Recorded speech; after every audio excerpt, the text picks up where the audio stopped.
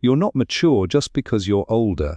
Marcus Aurelius, a Roman emperor, believed maturity had nothing to do with age and everything to do with how you master your emotions.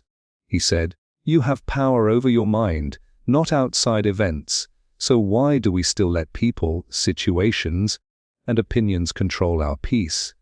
If you're still reacting instead of responding, still blaming instead of owning, you're not mature. You're just grown up in years, not in wisdom." What really makes someone mature?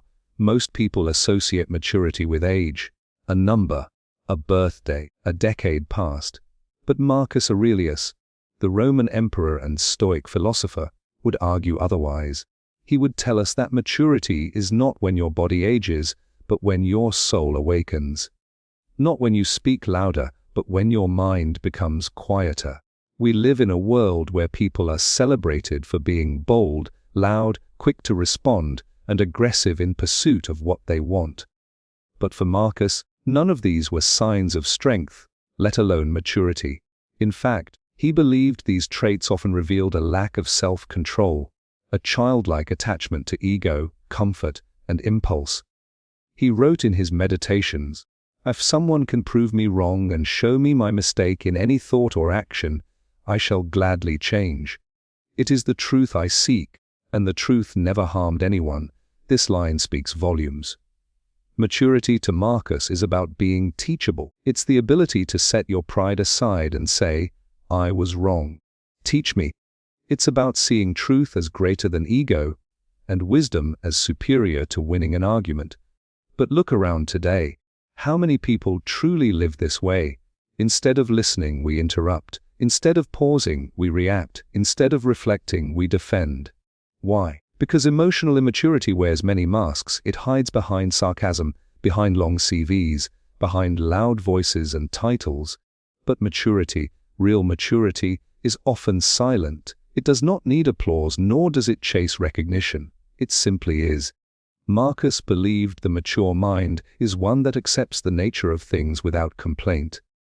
That understands that much of life is outside our control, and that our greatest freedom lies in mastering what's within our perceptions, our judgments, our choices. You have power over your mind, not outside events. Realize this, and you will find strength. Notice how he doesn't say, "You will find peace," or "You will find happiness." He says strength, because real maturity is a form of inner strength, the strength to not react in anger, the strength to forgive when it's easier to resent, the strength to walk away from chaos without feeling the need to prove anything. This is the core of the Stoic ideal of maturity, the alignment of reason and behavior, a life guided not by moods but by principles. In another passage, Marcus reminds himself, "Be like the rock that the waves keep crashing over. It stands unmoved, and the raging of the sea falls still around it." The mature person is not immune to the world's chaos, but they are anchored. They don't fight the waves, they let them crash, knowing they cannot be drowned by what they do not internalize. And yet, so many of us live life absorbing every wave, every insult, every rejection, every opinion. We allow our peace to be auctioned off to people who don't even know us. That, Marcus would say, is not maturity. That's slavery, the slavery of the mind. So, if you want to know how mature you are, don't count your age. Count how many things no longer trigger you. Count how many times you've chosen silence over shouting, patience over pride, wisdom over impulse. That's where maturity lies. And in a world where emotional outbursts are glorified, those who remain calm, not cold, but calm, are the rarest kind of leaders. So who was the man behind this quiet power? Who was Marcus Aurelius? The voice of timeless wisdom in a world still echoing with noise. He wasn't just a philosopher, he was a ruler. Not just a thinker, but a man responsible for an empire. And perhaps that is what makes his teachings so rare and so respected. Marcus Aurelius was the emperor of Rome, the most powerful position on earth at the time. He led armies, presided over wars, signed judgments, governed millions, and still, In the solitude of his tent or in the silence of a battlefield night, he wrote to himself. Not to boast, but to remind himself how to stay grounded. His personal journal, now known as Meditations, was never meant for the public. It was a private conversation between his higher self and his struggling self, a ruler reminding himself daily to be just, be humble, be calm, and above all, be in control of himself. This makes him unique among history's great leaders. While others sought to conquer lands, Marcus sought to conquer himself, and this, again, ties back to maturity. Because Marcus shows us that maturity is not about the titles we hold, or the power we command. It's about the discipline we maintain when no one is watching. It's about writing to ourselves when we are tempted to fall apart. It's about returning to reason over and over again, no matter how much the world provokes us. He wrote, "Just that you do the right thing. The rest doesn't matter." It's simple, almost too simple, yet profoundly difficult in practice.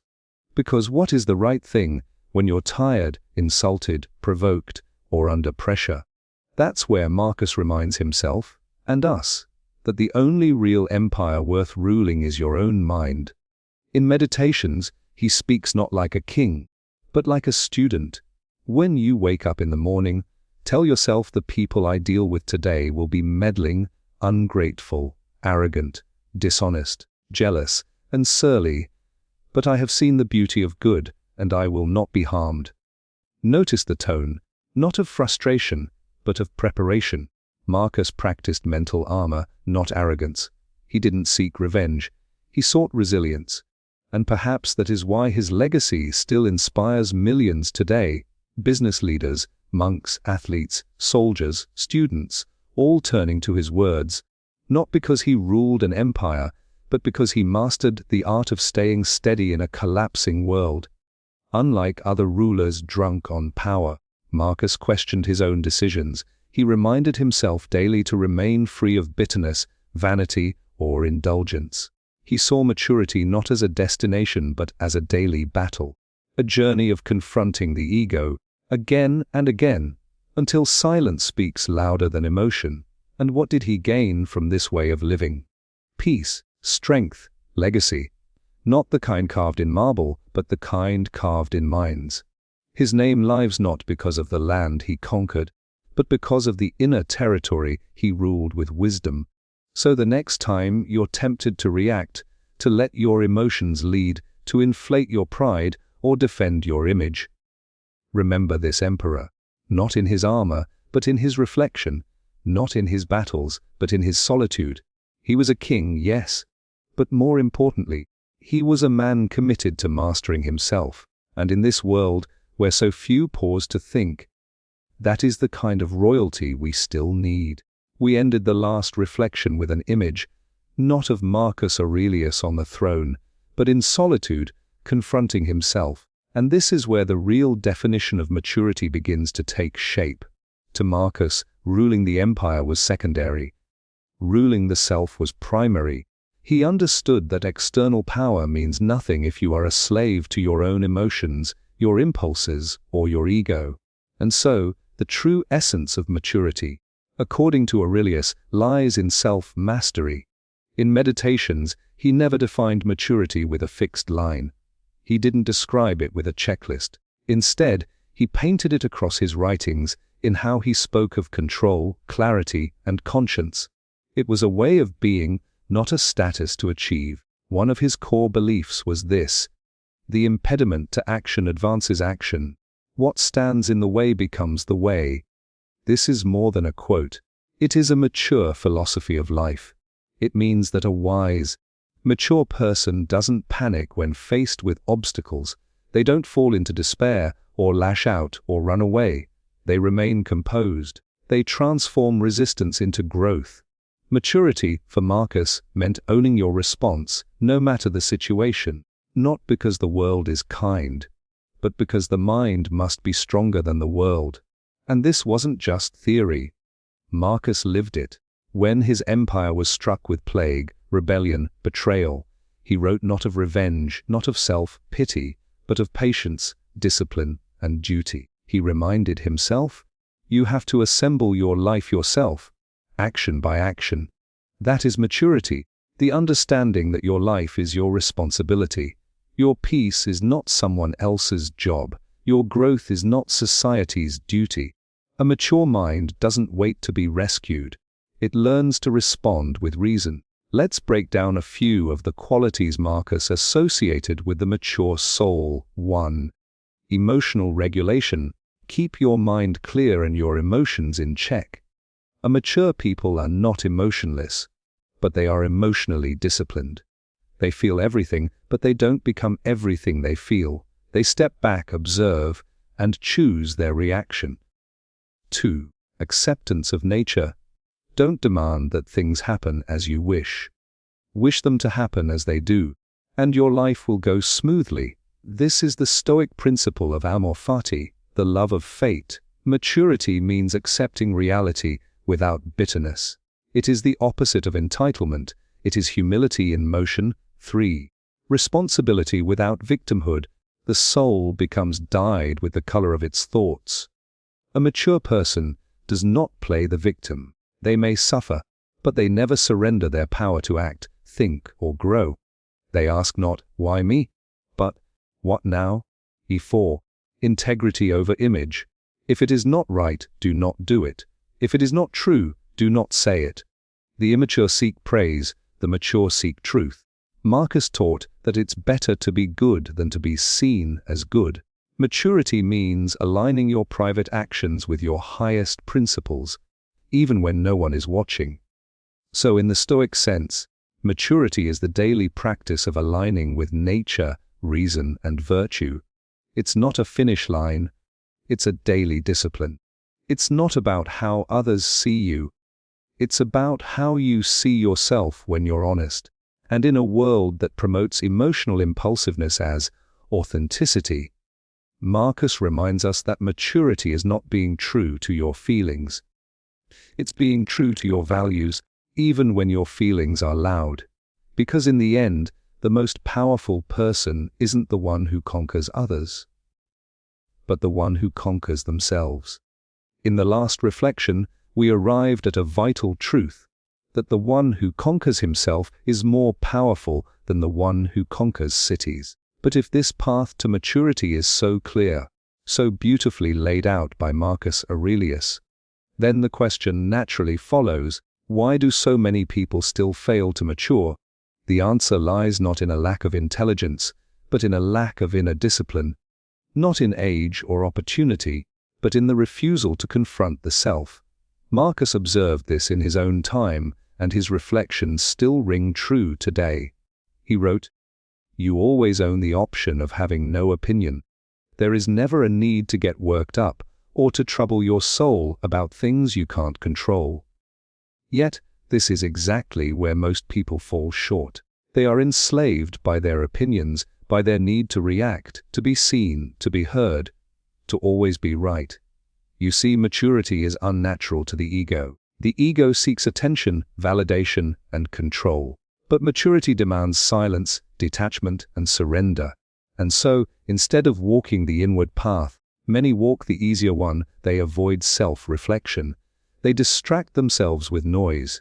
They defend emotional outbursts as honesty. They confuse impulsivity with strength and validation with truth. This avoidance creates what Marcus would call an undisciplined soul, one that constantly blames others, resents discomfort, and reacts to life like a leaf in the wind. In modern terms, it's the person who believes every inconvenience is a personal attack, who believes emotional volatility is a sign of depth, who chases applause but not understanding. Marcus would remind such a person, external things are not the problem, it's your assessment of them, and you have the power to revoke that any time. This is where most people fail. They do not revise their judgments. They live in the same mental patterns, the same emotional cycles, never questioning their own lenses. Why? Because maturity is uncomfortable. It asks you to admit that maybe, just maybe, the real problem isn't out there. It's in here. That the anger isn't about others being wrong. but about you not being able to tolerate difference. That the anxiety isn't always caused by circumstances, but by an undisciplined mind projecting fear. That the bitterness you feel might not be a wound inflicted by others, but the result of your own resistance to let go. Most people avoid this truth because it requires the one thing they haven't been taught to embrace: inner accountability. Marcus Aurelius didn't exempt himself from this. Even as emperor, he constantly reminded himself that he was not above correction, nor above self-examination. He knew that power without virtue leads to destruction, both of others and of the self. Receive without pride. Let go without attachment. Those who fail to mature are those who do neither. They hold tightly to their emotions and their identities. They are proud of things they didn't earn and resentful over things they can't control.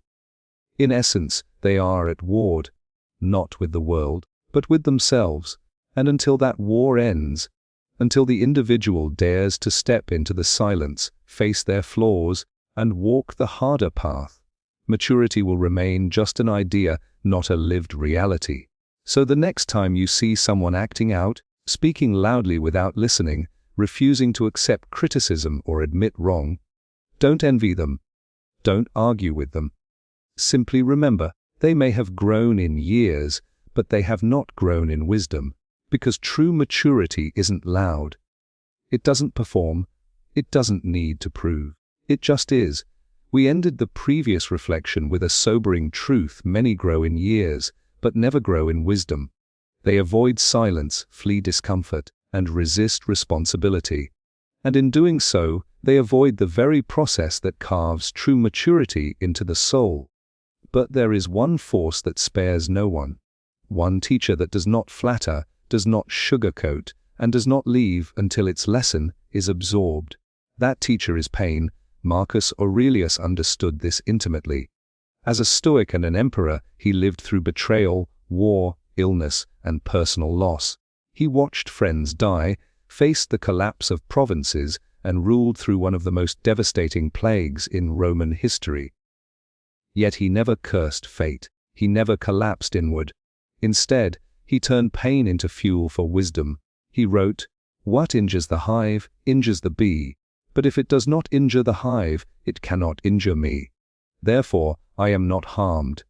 In these lines, we see the Stoic transformation of pain, not as something to be feared, but something to be understood, even welcomed, because for Marcus, pain was not the enemy. Attachment, illusion, and ego were. And this is the essence of maturity, learning not just to endure pain, but to extract meaning from it. Most people fail to mature because they misread pain. They treat it as punishment rather than preparation, as injustice rather than instruction.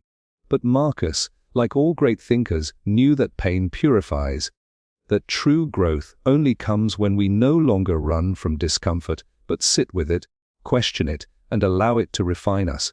There is a striking line from Meditations: just as nature takes every obstacle, every impediment, and works around it, turns it to its purposes, so too, a rational being can turn every setback into fuel. This idea would later inspire the modern phrase, "The obstacle is the way." And what is pain, if not the greatest obstacle?